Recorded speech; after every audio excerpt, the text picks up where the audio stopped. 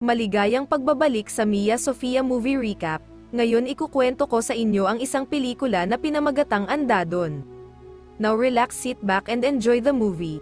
Sa unang eksena, makikita natin ang isang lalaki sa una India na sinusubukan ang isang kuneho na hulihin sa taniman ng gulay. Hinabol niya ito gamit ang isang baril, tinutukan niya ito at maririnig ang isang malakas na putok. Isang bulag at talented na pianista ang nagngangalang Akash. Mag-isa lang siya sa buhay at laging ginugulo ng isang bata at gustong patunayan na hindi talaga siya totoong bulag. Sinusubukan lahat ng bata para mapatunayan ang kanyang hinala. Pagkatapos siyang guluhin ng bata, pumunta siya sa isang tindahan para tumambay. Siya ay may planong pumunta sa London pagkatapos ng isang buwan para magtrabaho sa isang sikat na pub.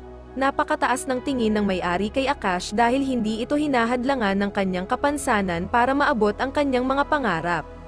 Ang aktor na si Pramod Sinha ay nakatira kasama ang bata at bagong asawa na si Simi. Kahit maraming kontra dahil sa agwat ng kanilang mga edad, sila ay masaya sa buhay mag-asawa. Si Pramo ay may anak sa unang asawa na nagngangalang Danny. Hindi nila ito kasama sa bahay at paminsan-minsan na lang kung bumisita. Isang araw si Akash ay nabundol ng isang scooter habang sinusubukang tumawid sa kalsada. Ang driver ng scooter ay may pangalang Sophie. Inimbitahan siya nitong kumain at humingi ng tawad sa bulag. Habang nag-uusap, nalaman niyang si Akash ay magaling na pianista. Inimbitahan niya itong magtanghal sa restaurant ng kanyang ama. Pagkabalik sa bahay, tinanggal ni Akash ang kanyang sunglass at mga malalabong lens. Dito nabunyag na siya ay nagsisinungaling lang tungkol sa kanyang pagiging bulag. Nagkukunwari siyang bulag dahil alam niyang may inspire at gagaling siya sa pagtugtog ng piano kung hindi siya makakakita. Ginamit niya rin ito upang magkaroon ng trabaho. Sa sumunod na araw, pumunta siya sa restaurant nila Sophie, upang sa unang pagkakataon ay mag-perform siya sa harap ng maraming tao. Lahat ay namangha sa kanyang talento lalo't na siya ay bulag. Nagkataon na nandun din si Pramod at sobrang na-impress kay Akash. Inimbitahan niya itong tumugtog sa kanyang bahay para sorpresahin ang kanyang asawa sa kanilang anniversary. Pumayag si Akash na pumunta sa kanilang apartment. Dahil sa gusto niyang maging sorpresa ang kanilang anniversary ay nagsinungaling siya kay Simi na kailangan niyang umattend ng meeting sa ibang bansa. Nainis si Simi pero naintindihan din dahil alam niyang maraming importanteng lakad ang kanyang asawa.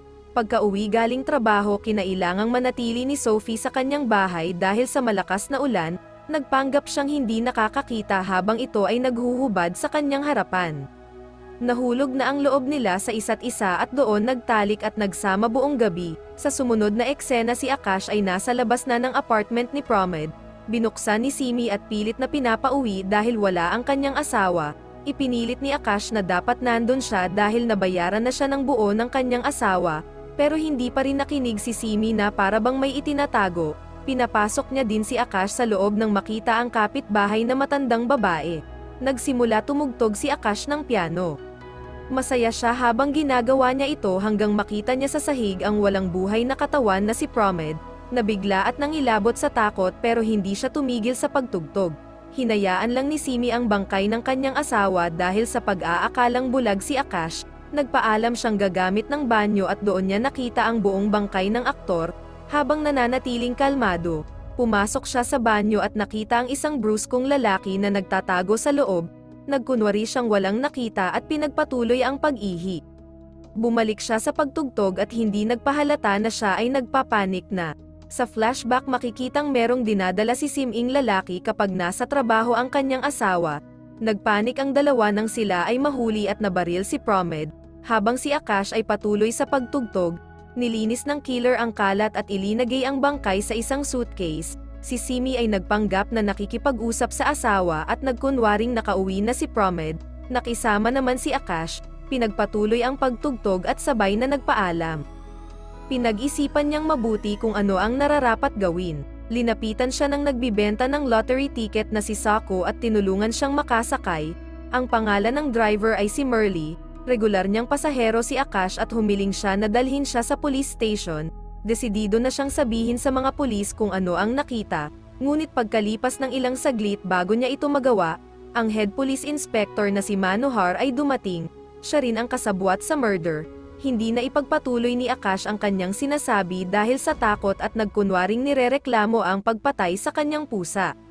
Agad siyang nakilala ni Manohar at sinamahan sa kanyang bahay para makita kung totoo ba talaga ang pusa sa kanyang kwento. Gusto niya din masiguro na totoong bulag si Akash at walang nakita sa pagpatay kay Promed.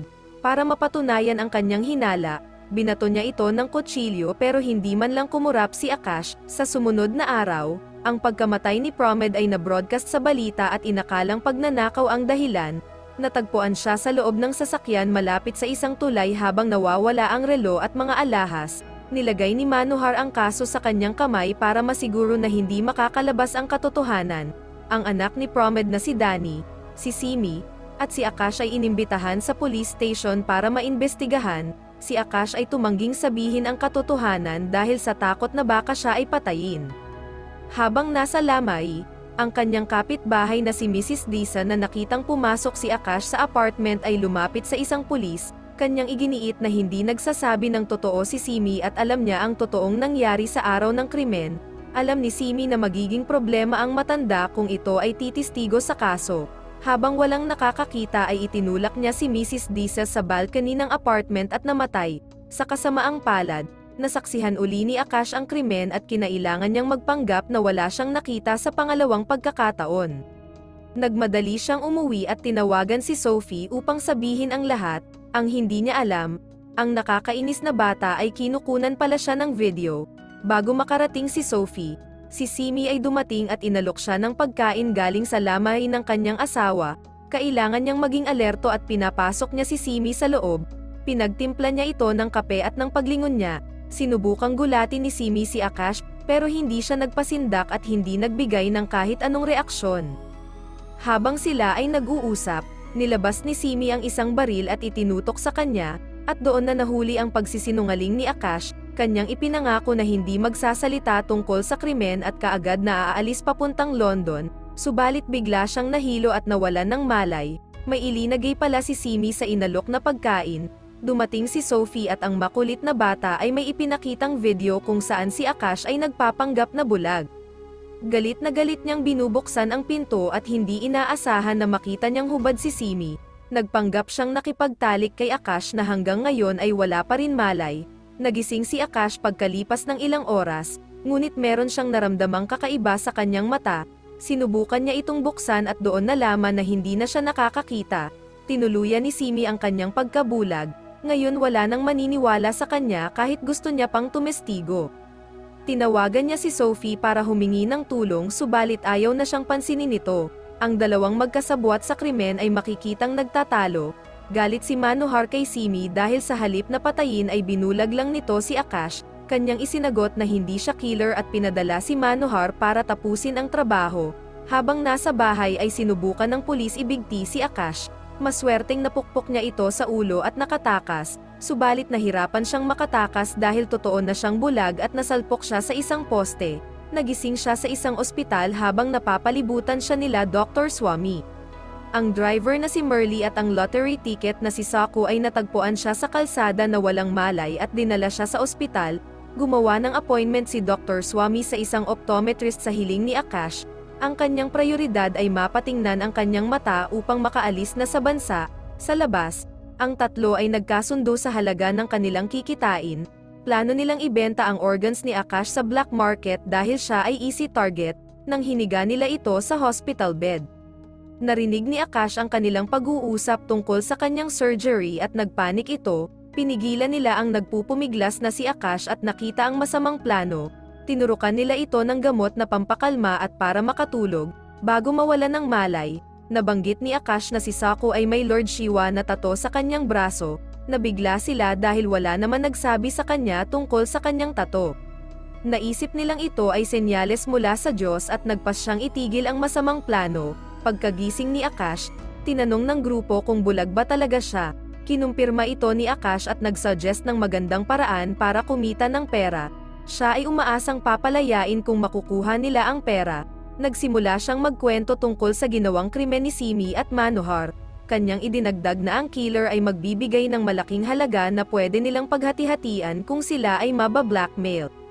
Dahil sa kasakiman sa pera, nagpasya silang tulungan si Akash. Sa sumunod na eksena, umuwi si Simi at nakita si Akash na tumutugtog ng piano kasama si Danny. Siya ay hindi makapaniwala sa katapangan ng bulag at kinabahan sa pagbunyag ng katotohanan.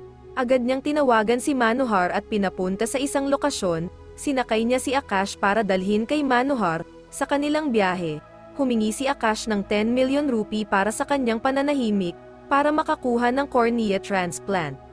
Tumanggi siyang magbigay ng kahit magkano, ngunit si Akash ay meron ng naka-backup na plano. Hinarang ni Merly ang kanyang sasakyan at pinatulog si Simi habang ito ay distracted. Pagkatapos ay dinukot siya ng grupo umaasang makakakuha ng malaking ransom kay Manohar kapalit ng kanyang buhay. Sunod nilang tinawagan ang asawa ni Manohar na si Rasika at sinabi ang lahat. Hiningan nila ito ng pera kung ayaw niyang masira ang reputasyon ng asawang pulis. Galit na galit si Rasika at nagbantang papatayin ang asawa. Ito'y tumigil lang nang makatanggap sila ng tawag. Natagpuan ang sasakyan ni Simi at inakalang nagpakamatay. Si Rasika ay naging kalmado at nag-iisip ng plano kung paano malulutas ang problema ng asawa. Samantala, tumanggi magkipag-cooperate ni Simi. Kinunan siya ng dugo ng doktor at nagbantang ibibenta ang kanyang kidney kapalit ng pera. Sa araw na yun dumating si Manohar dala ang bag ng pera bilang ransom. Bago isagawa ang susunod na hakbang, trinaydor siya ni Sako at ni Merly. Iginapos siya sa isang upuan. Lumabas sila para gawin ang plano. Wala silang tiwala kay Akash at ayaw nila itong bigyan ng parte. Si Akash at si Simi ay nakakulong sa parehong kwarto bilang hostage. Sinabihan siya ni Akash na dapat siyang matakot dahil wala na siyang silbi at susunod na siyang papatayin ni Manohar. Nang makuha ng doktor ang blood analysis ni Simi, lumiwanag ang kanyang mukha nang makita ang resulta sa report at nagmadaling pumunta sa hospital. Nakuha ni Merly ang pera sa kanilang hideout pero agad na nabaril bago pa siya makatakbo. Natakot si Sako at agad ikinulong ang inspector sa elevator. Kinuha niya ang pera at agad niyang dinala si Merly sa ospital subalit ito ay patay na. Kanya ding nalaman na peke ang nakuha niyang pera, samantala nagawang matanggal ni Simi ang tali sa kanyang kamay. At sinugod si Akash para patayin, pero napigilan ni Dr. Swami. Nambuno silang tatlo at nagawang injeksyonan ng pampatulog si Simi. Isinakay ng doktor si Simi sa trunk ng kotse at nag-drive papuntang Mumbai para kunin ang pera. Habang nasa daan kanyang ipinaliwanag na si Simi ay meron DRH negative na dugo ito at sobrang bihira at mahirap hanapin. Meron isang mayaman at handang magbayad ng malaking halaga kapalit ng liver ni Simi at kung maibibenta nila ang organ ay kikita sila sa mahigit 50 million. Subalit naisip ni Akash na hindi ito tama dahil kailangan nilang patayin si Simi. Nang lumabas ang doktor para injeksyonan si Simi ng isa pang dose ng tranquilizer, nakatakas at nagawa siyang patayin ni Simi. Sinabi niyang bumaba si Akash sa kotse at tumayo sa gitna ng kalsada. Binalikan niya ito para sagasaan. Ilang segundo bago masagasaan ay biglang narinig ang malakas na putok ng baril. Ito ay kapareho ng putok na narinig sa simula ng pelikula, habang sinusubukang hulihin ng farmer ang isang kuneho. Ang nasabing kuneho ay biglang tumalon sa kanyang windshield dahilan para mawalan ng kontrol ang kanyang sasakyan at sumabog. Namatay si Simi sa aksidente. Pagkalipas ng 2 taon, si Sophie ay pansamantalang bumisita sa Europe para mamasyal at makalimutan ang lahat na nangyari sa kanila ni Akash, subalit bumalik ang nakalipas nang makita niya ang isang poster ni Akash sa labas ng isang pub. Tumutugtog siya ng piano at doon na nagtatrabaho.